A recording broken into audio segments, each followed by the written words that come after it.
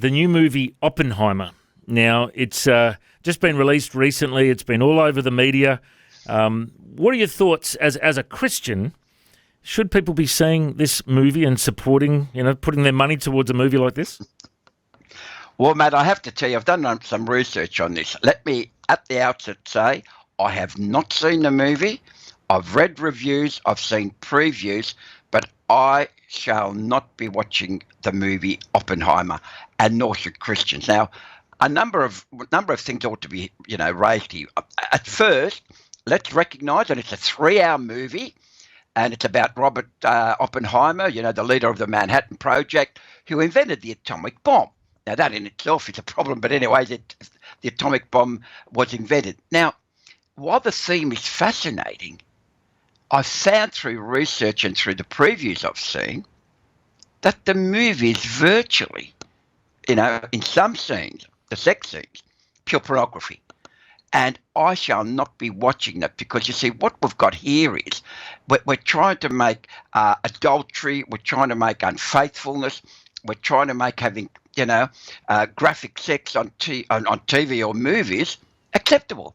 Matt, it is not acceptable. And I shall not be watching that movie.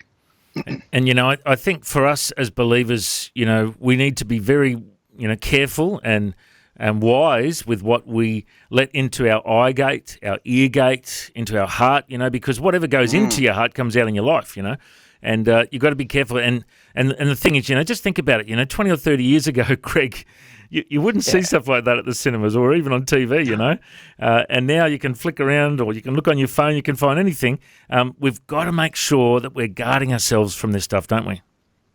Absolutely. I mean, if I go back and look, I'm not a prude, Matt. I watch and I try and have an open mind, but when you're watching this film, it is you cannot make something moral that's immoral, and that's the problem we've got here. You and I would remember. I mean, you're probably younger than me, Matt, but I used to watch the Dick Van Dyke Show. Now I remember in one of those scenes, they had the husband and wife. Guess what they had? Separate beds. They had single beds because in those days you weren't allowed to be in the same bed as a man and a woman.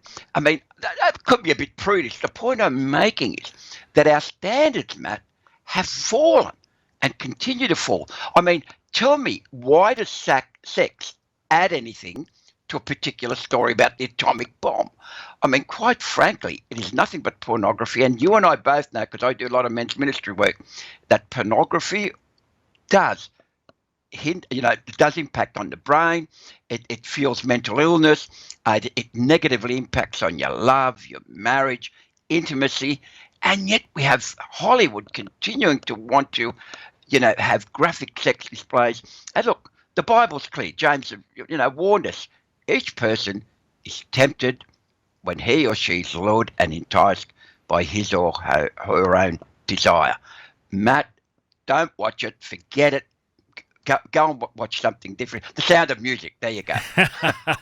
Or, hey, there is another good movie. They've just announced it's going to be out in cinemas in Australia called The Sound of Freedom. Have you heard about this one yet?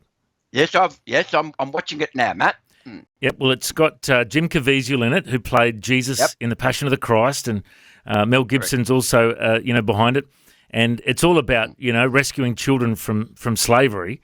And it's gone gangbusters in the US. I think it's done about 150 million already in the US.